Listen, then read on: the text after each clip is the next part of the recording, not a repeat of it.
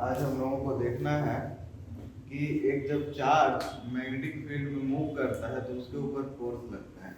तो हेडिंग डालेंगे force on a moving charge in magnetic field.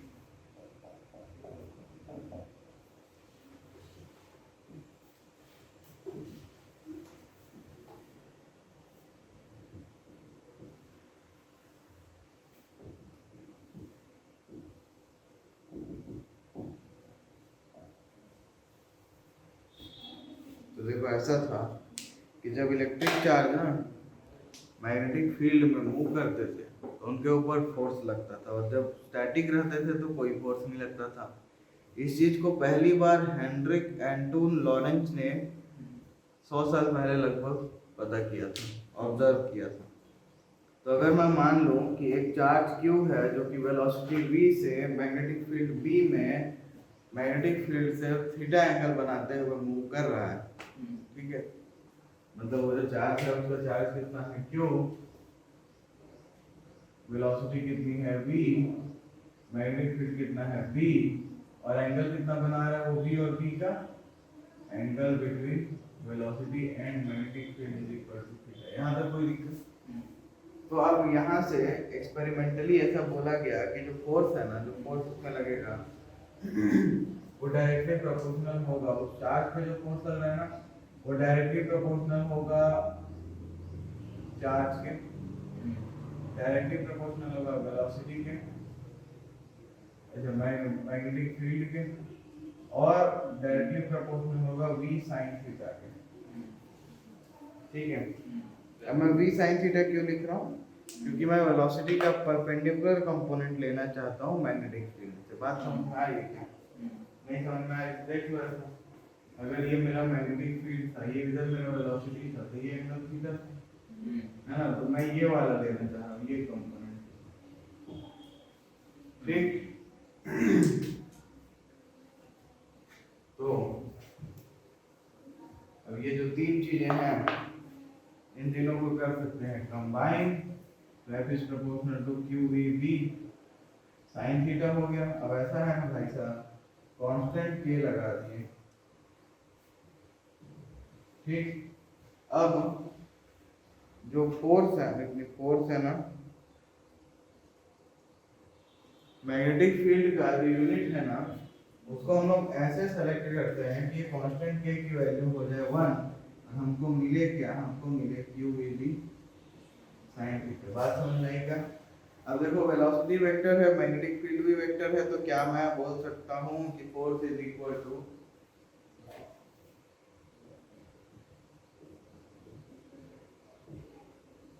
समझ में आया ना? कोई दिक्कत है क्या? अच्छा, अभी जो फोर्स है ना, इसको बोलते हैं मैग्नेटिक लॉरेंज फोर्स। क्या बोलते हैं? Magnetic Lorentz force. और जो फोर्स लगता है ना, ये वेलोसिटी के भी परपेंडिकुलर होता है और मैग्नेटिक फील्ड के भी परपेंडिकुलर होता है, क्योंकि साइन क्रॉस प्रोडक्ट है। ये तो तुमको पता ही है, ठीक है भाई। तो इसमें तीन केस हो सकते हैं ना, अगर वेलोसिटी जीरो होगा तो फोर्स जीरो होगा, इसका मतलब स्टेशनरी पे कोई फोर्स नहीं लगेगा। अगर थीटा जीरो होगा मतलब एंगल जीरो होगा, एंगल जीरो होगा मतलब जिधर फील्ड है उसी डायरेक्शन में अपन जा रहे हैं, तो भी साइन जीरो जीरो होता है और साइन 180 भी जीरो होता है। तो अगर मतलब हम लोग फील्ड के पैरेलल जाए या एंटी पैरेलल जाए, हमको फोर्स नहीं लगेगा। इसके अलावा क्या है कि अगर 90 डिग्री पे जाए, परपेंडिकुलर जाए, तो आई थिंक मैक्सिमम फोर्स लगेगा, क्योंकि sin 90 की वैल्यू 1 होती है, तो ये तो कोई दिक्कत नहीं है। अब देखो डायरेक्शन ऑफ फोर्स निकालने के लिए दो तरीके, तुम ऐसे भी समझ सकते हो भाई, वेलोसिटी और v का क्रॉस है, तो वेलोसिटी में रखो और क्रॉस करके निकाल लो, है ना। लेकिन ये मेथड इसमें यूज नहीं होता। तो फ्लेमिंग भाई साहब ने अपना लेफ्ट हैंड रूल दिया था जो कुछ ऐसा है, तो अपने फिंगर्स को इस तरीके से बना लो और ध्यान रखो आपकी ये जो ये वाली फिंगर है इसको क्या बोलते हैं? Index finger. ये हमेशा आपका फील्ड की डायरेक्शन में रहेगी। इस डायरेक्शन में रहेगी, फील्ड की डायरेक्शन में। और ये जो रहेगा ये आपके मोशन की डायरेक्शन में रहेगा, मतलब कि करंट की डायरेक्शन में रहेगा, ठीक है। समझ में आई बात? चार्ज इधर मूव कर रहे होंगे उसी तरफ होगा ना करंट। चार्ज जैसे जा रहा है, अगर इलेक्ट्रॉन होता तो मैं उल्टा लेता, मैं तो चार्ज बोल रहा हूँ, मैं पॉजिटिव की बात कर रहा हूँ, ठीक है, तो ये करंट की डायरेक्शन में होगा या मोशन की डायरेक्शन में, ये हमेशा फील्ड होगा। और जो इफेक्ट आ रहा है वो क्या है, फोर्स, किसके अलावा होगा, थंब के अलावा। समझ में आई बात की नहीं आई? तो इस तरीके से हम लोग डायरेक्शन फाइंड कर सकते हैं, किसका, फोर्स का। इसको कौन सा फोर्स का, लॉरेंज फोर्स का। इसके अलावा देखो इससे भी अच्छा एक और है, राइट हैंड थप्पड़ rule, right hand palm rule. क्या करो, 4 उंगली है तुम्हारे पास, चारों कर दो फील्ड की डायरेक्शन में, और अंगूठे कर दो मोशन की डायरेक्शन में या करंट की डायरेक्शन, और फिर खींच के लगाओ थप्पड़। किधर लगा पाओगे, इधर लगाओगे, किधर लगाओगे, ऐसा लगाओगे ना, इसी साइड में मारते हो ना, तो इस साइड लगेगा फोर्स, सिंपल। इसको बोलते हैं राइट हैंड पाम रूल या राइट हैंड थप्पड़। तो इससे भी कर सकते हो। तो डायरेक्शन निकालने के 2 तरीके समझ में आ गए क्या? ठीक है, अब देखो हम लोग मैग्नेटिक फील्ड को यहाँ से डिफाइन कर सकते हैं। कैसे डिफाइन कर सकते हैं? बी को क्या लिख सकते हैं, F upon q a b sine theta. लिख सकते हैं कि नहीं लिख सकते हैं? ठीक है, तो अगर मैं बोलूँ कि q is equal to 1, v is equal to 1 metre पर सेकेंड, और अच्छा v नहीं लिखेगा यहाँ पे, v तो उधर चले गया, theta is equal to 90 degree, तो जितना फोर्स लगेगा वही होगा ना। समझ रहे हो? तो v इज इक्वल टू क्या मिलेगा हमको, F मिलेगा। इसका क्या मतलब है कि magnetic field at any point may be defined as the force acting on a unit charge moving with unit velocity at right angle to the direction of field. बात समझ में आई क्या?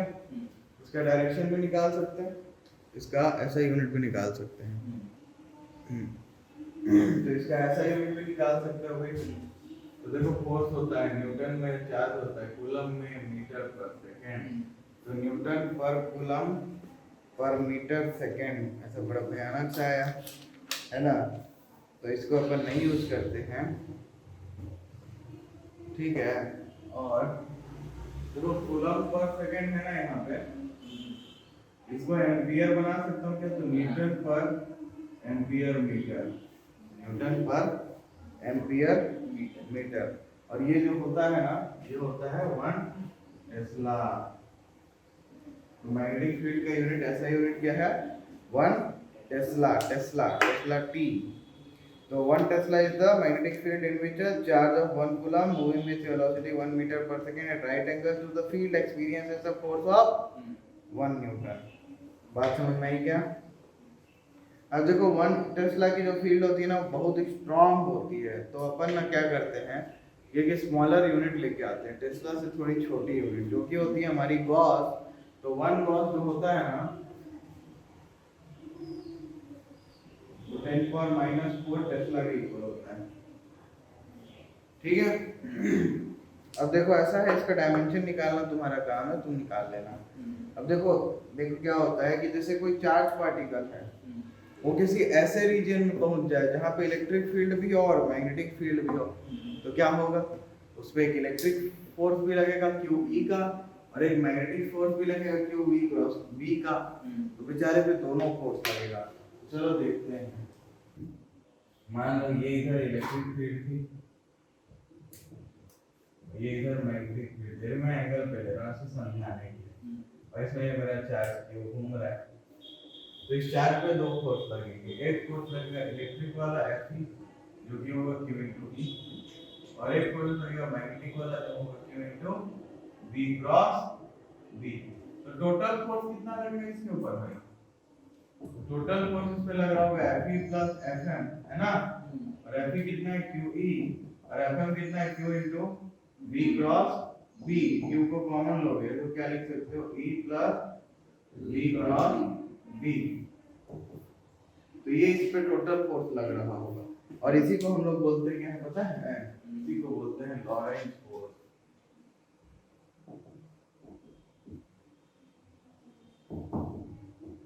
ठीक, लॉरेंज फोर्स क्या होता है, द टोटल फोर्स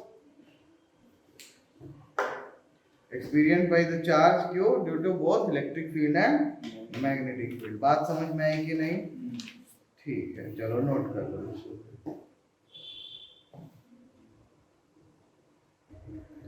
चलो तो अब देखते हैं कि मैग्नेटिक फोर्स उस चार्ज पार्टिकल पे कितना वर्क कर रहा होगा।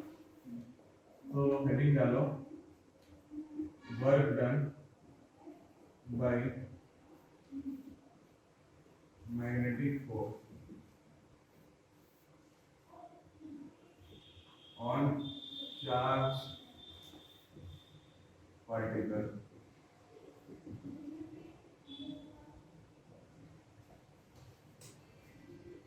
ठीक है, तो फोर्स कितना लग रहा होगा अभी तो देखे हो, जैसे पहले देखे हो F is equal to Q V cross V। अभी थोड़ी देर पहले इस चीज को देखे हो ना। और ये हमेशा वेलोसिटी और इसके मैग्नेटिक फील्ड के परपेंडिकुलर लगता है फोर्स। अच्छा, एक काम करें क्या, F डॉट V निकालो तो जरा। अगर फोर्स का V के साथ डॉट करोगे तो क्या होगा, तो V Q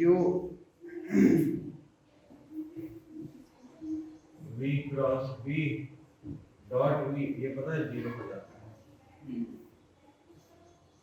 ठीक है, क्यों होना बेटा, देखो V और V क्रॉस होगा ना, तो V क्रॉस V 0 हो जाएगा ना, इसलिए। तो अब न्यूटन के सेकंड लॉ के हिसाब से फोर्स जो होता है वो मास इनटू एक्सेलरेशन होता है। तो न्यूटन के सेकंड लॉ से F is equal to mn होता है, और A जो होता है वो क्या होता है, dv by dt होता है ना। ये तो लिख सकते हैं क्या, A को dv by dt, A को dv by dt लिखिए। अच्छा, तो ये फोर्स को मैं m dv by dt कर सकता हूँ। ये F डॉट V है ना, इसको मैं क्या लिख सकता हूँ, m dv by dt dot V, m dv by dt dot V। अब देखो इसको ना मुझे थोड़ा सा ऐसा मतलब करना है कि मैं काइनेटिक एनर्जी के फॉर्मूले में तरफ जाऊं। तो मैं क्या करता हूँ, इसको मैं लिख सकता हूँ हाफ m, कैसे लिखा जाए बताओ, तो dv by v। अच्छा देखो हाफ हमने किया है ना, तो इसको दो बार लिख देते हैं अंदर में, dv by dt dot v plus v dot dv by dt। I think इसमें कोई दिक्कत नहीं होगा, उल्टा करके डॉट में तो लिखा ही जा सकता है ना, डॉट प्रोडक्ट तो कम्यूटेटिव और सब्स्टिट्यूट सब होता था। अच्छा, अब ये ऐसा नहीं लग रहा तुम लोगों को कि ये d by dt of v dot v है, ये है ना d by dt of v dot, दिख रहा है कि नहीं दिख रहा है, भाई एक को कांस्टेंट रखे दूसरे को डिफरेंशिएट करके, एक को कांस्टेंट रखे दूसरे को डिफरेंशिएट करके, कोई दिक्कत। ठीक है, तो अब ये कांस्टेंट है, ये वाला, इसको अगर इसके अंदर लिख दूं क्या लिख सकता हूं, d by dt of half m v square, और ये इक्वल टू 0 होता है ना, यहाँ निकाले f डॉट v तो 0 होता है। ठीक ना, इसका मतलब क्या है, ये जो अंदर आइटम ये क्या है, ये तो काइनेटिक एनर्जी है ना, तो dk by dt is equal to 0। इसका मतलब काइनेटिक एनर्जी कांस्टेंट होनी चाहिए तभी तो ये चीज होगा। किसी कांस्टेंट का ही डिफरेंशिएशन 0 होता है। तो इसका मतलब क्या है कि मैग्नेटिक फोर्स जो है वो काइनेटिक एनर्जी को बदल नहीं सकता है। इसके मतलब क्या है कि जो पार्टिकल है उसका स्पीड चेंज नहीं हो रहा होगा, और वर्क एनर्जी थ्योरम के हिसाब से क्या है कि जितना चेंज होगा काइनेटिक एनर्जी में वो इक्वल होता है वर्क डन के। और यहाँ पे अगर काइनेटिक एनर्जी में चेंज ही नहीं हो रहा है तो वर्क डन कितना होगा, 0। समझ आई बात, क्या होता है कि k कांस्टेंट है भाई, तो w क्या होता है डेल्टा k, और ये k कांस्टेंट है तो उसका चेंज तो 0 होगा, तो वर्क डन 0 होगा। किसकी वजह से, मैग्नेटिक फोर्स का। जब मैग्नेटिक फोर्स पार्टिकल पे वर्क करेगा, कितना वर्क करेगा, कोई वर्क नहीं करेगा, 0 वर्क करेगा। समझ में आई बात।